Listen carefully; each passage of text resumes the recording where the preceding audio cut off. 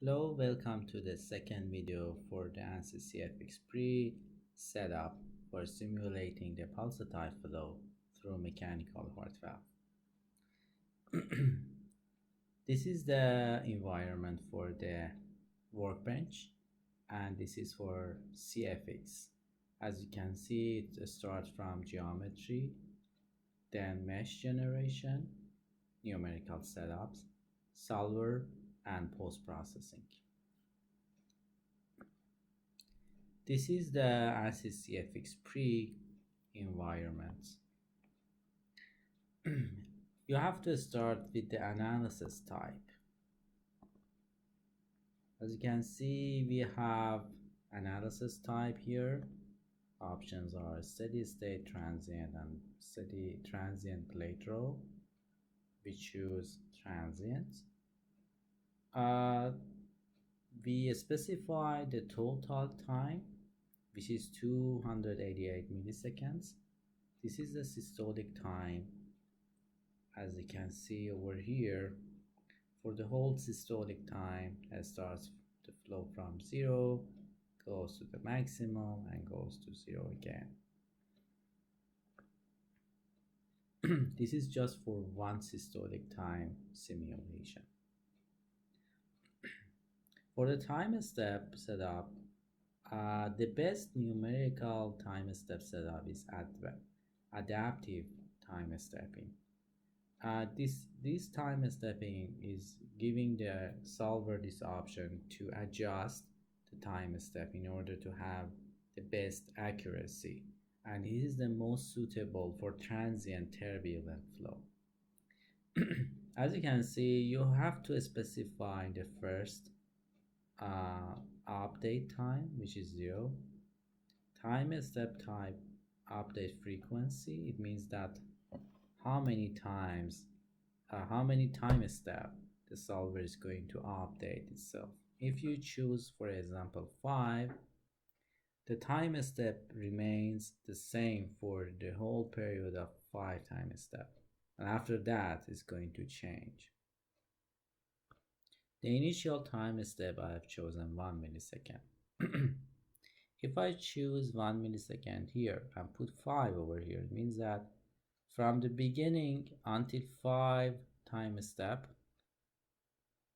the initial time step is the same, and it's 1 millisecond. But after that, if the solver sees that the target residuals are not met, then it's going to change it to another time step until 10, and it's going to go 5 intervals, 15, 20, and so on.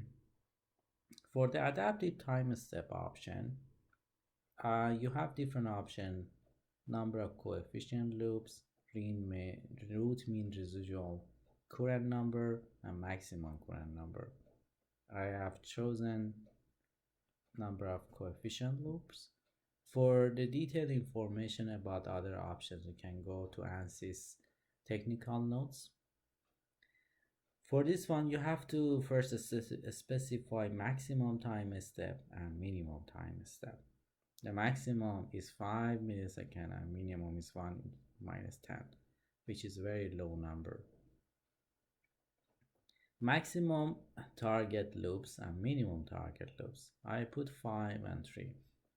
These are the values that the solver is using to specify that if it's going to change the time step, or the time step is going to remain the same, or increase the time step. It means that if your loops or iteration per time step is lower than 3, this number, then the solver is decreasing your time step. If it is between this one, the minimum and the maximum, time step remains the same.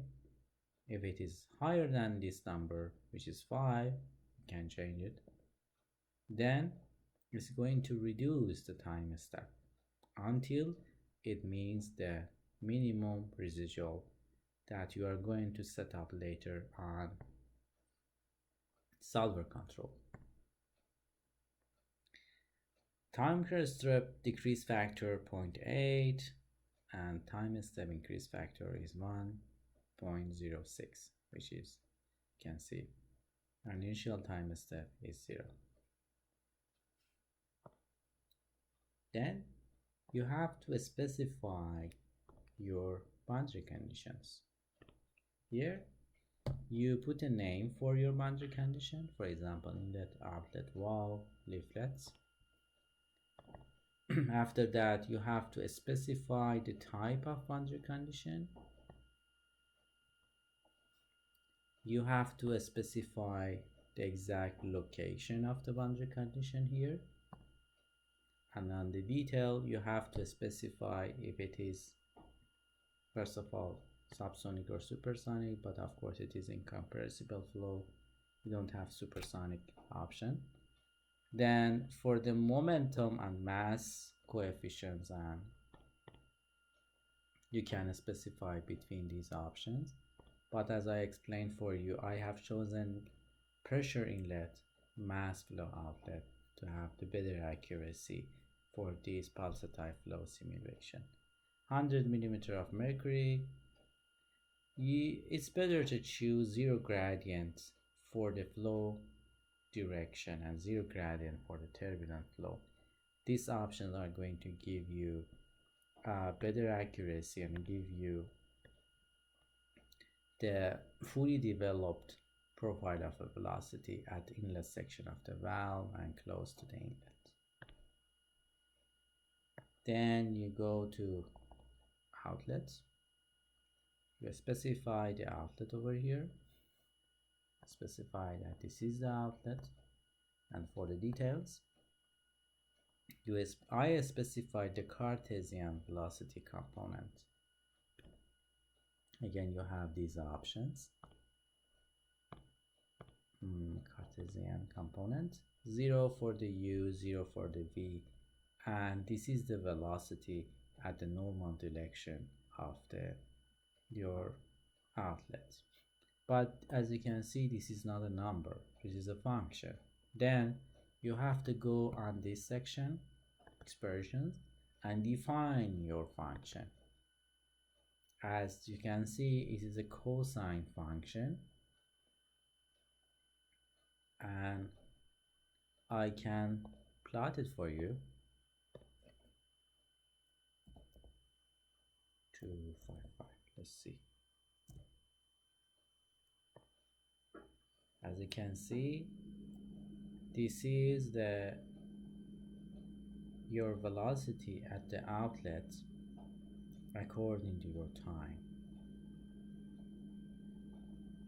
You can increase your time and see that it goes exactly to 0 for the whole period of systolic time. Then you put your velocity profile function over here for outlets. We go for the valves, for example leaflets. Here you can see that I have specified the leaflets. This is a valve boundary condition, no slip valve with a smooth valve. We have done about the boundary conditions. We go to solver control. This is one important part of your numerical setup. First of all, on the basic setting, you have advection scheme. I have chosen high resolution to have a better accuracy. Transient scheme, I have chosen second order backward order, not the first order. For the time step initialization, I have chosen automatic. Turbulence numerics, I have chosen again high resolution rather than first order to have the better accuracy. Convergence control, the minimum coefficient loop is 2, maximum is 15. It means that the solver is not allowed to go lower than 2 and not higher than 15. If you see that the solver is not converging or is not meeting your minimum residual value over here, I have put 1e minus 5, after 15 iteration, you don't need to actually increase that, because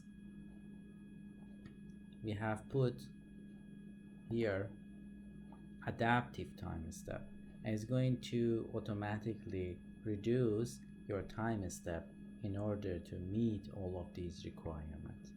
But if you put something else, for example, instead of adaptive, you put time step, for example, one fixed number 001 or 0.5 millisecond, then you should be careful about these setups. If you don't have the target value for root mean square in higher than 15 iteration per time step, then actually the better idea is to reduce your time step rather than increasing your maximum coefficient loop. Again, we have done about this part. Then output control. We go for transient results over here because we want to have the result for every specific time step.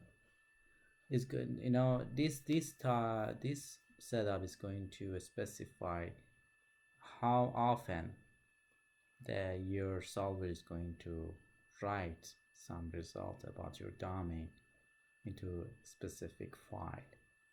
You can specify time step interval every 5, every 4, 10. Every time step that is going to result in very huge and large file. Time step interval is you are going to specify the interval of the time that you want the solver to write the results. A list of the time step, list of the time, or none. If you choose none, then nothing is going to be provided by your solver during the solving the solution, just the last result. It means that if this number has met 288 milliseconds, and after that you just have the last result. You don't have anything between. Then if you want to have the result between from the beginning to the end of the system, you have to specify the numbers over here. For example, 6 milliseconds. Now you have done about the numerical setups, and you can save it, your settings, and close it.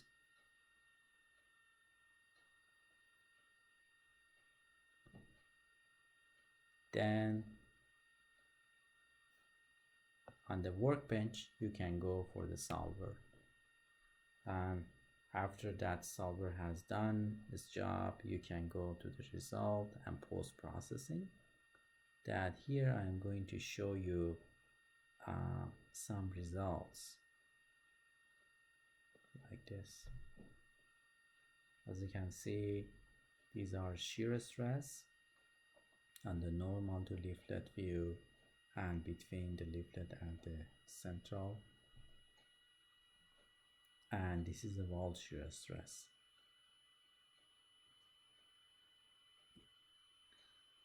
As you can see, these are the velocity flow field and velocity vectors at different sections, and this is at the normal section on this one, normal view at this section. Again, thank you for your attention. If you have any questions, please do not hesitate to contact me on my UBC email address or on my Gmail address. Thank you.